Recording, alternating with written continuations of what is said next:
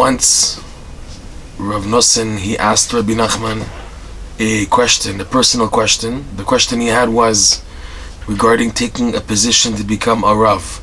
His father-in-law, Reb Noson's father-in-law, Rav David Tzvi Orbach, he was a Dayan, the chief rabbinical judge of 3 rabbinical courts in the 3 cities, and simultaneously that means, and he wanted Reb Noson to take his place in being the rabbinical judge, the Dayan, in one of the 3 cities. So Reb Noson didn't know what to do, and he went to Rabbi Nachman and he asked for his advice. Should I take the position?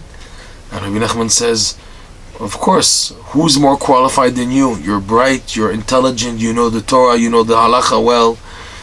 It matches you, take the position. Rav Noson wasn't satisfied, and he pressed Rabbi Nachman. But is this the real truth? Is this the emes? Is this the real truth for me? And Rabbi Nachman looked at Rav Noson and he said, you want the real truth? So then don't become a Rav. And Rav Noson, after recording this incident, he says, I thank God that I pressed Rabbi Nachman for the real truth. Here was an example of the truth being the exact opposite of the real truth. He asked him the truth, should I become a Rav? And he gave him a truthful answer. You're fitting, you're qualified, take the position. But then he pressed for the real truth, and he said the real truth is, it's going to bring you down spiritually. It may benefit others that you'll be a judge, but you personally, it'll bring you down. As opposed to bringing you close to Hashem, whatever it is, the honor, the prestige of being a Rav, etc., Rabbi Nachman felt and saw that the real truth is that this is what's going to bring down Rav Noson.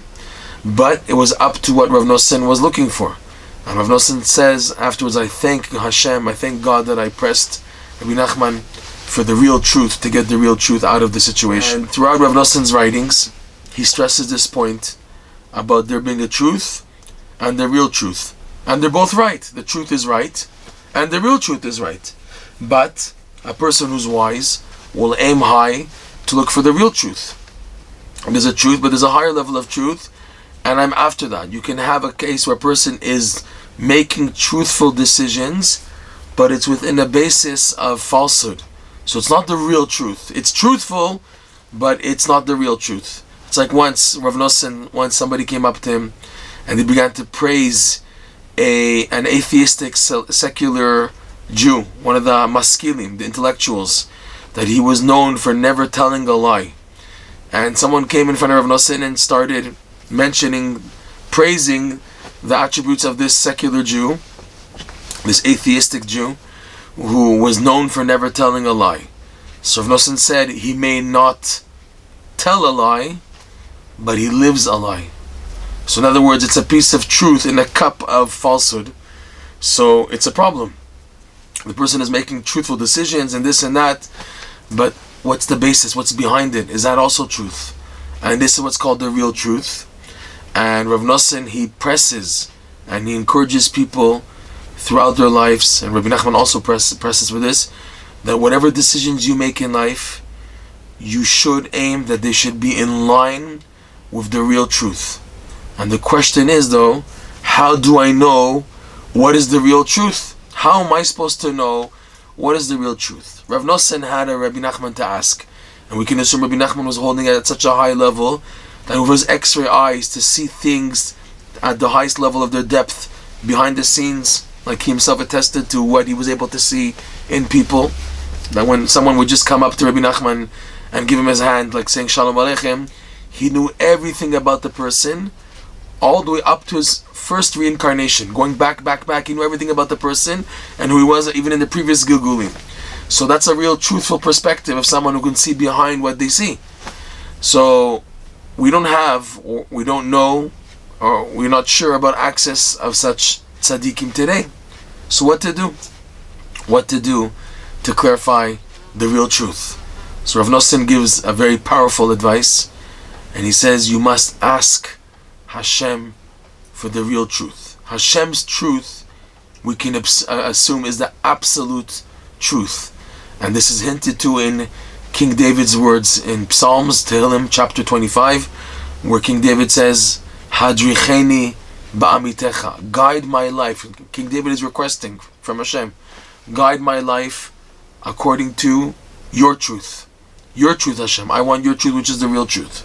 Hadricheni ba'amitecha. So you may ask, what does it benefit? I'm still stuck. I have to make a very, very serious decision in my life. How do I know that it's in line with the real truth?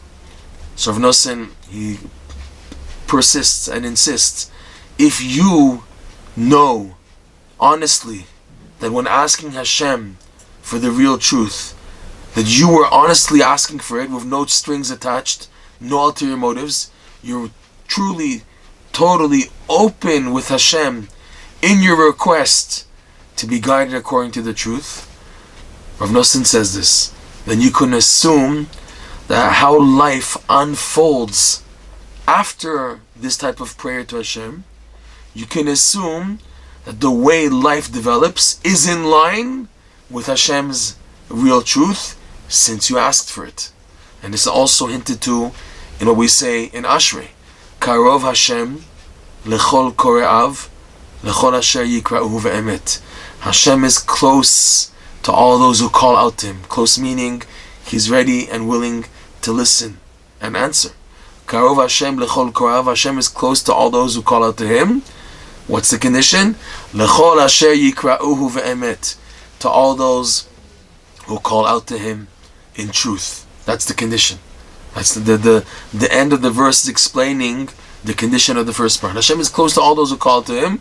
What's the condition? Lechol asher yikra'uhu ve'emet. To all those who call out to Him in truth. Meaning that you're looking for the real truth. You're not looking for something that'll make you in a comfort zone. Okay, everything's alright, nothing this, nah. You're looking for what Hashem wants out of you.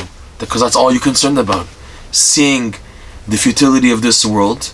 Any person who has a brain in their head will be attuned to adapting and looking for the ultimate truth. What's called the tachlit. The tachlit. What's the tachlit? What's my ultimate purpose? It's a very common word in Rabbi Nachman's teachings and books and all the rest of the books, the word tachlit. To look at your ultimate purpose in life. And Reb Noson himself, he said, I wrote my teachings, the books, for those people who have their final moment in this world uppermost in their mind. In other words, they're looking for everything that they're doing in line with the ultimate truth, the ultimate purpose of life. We should be zochet to live up to that level and Bezat Hashem, make it.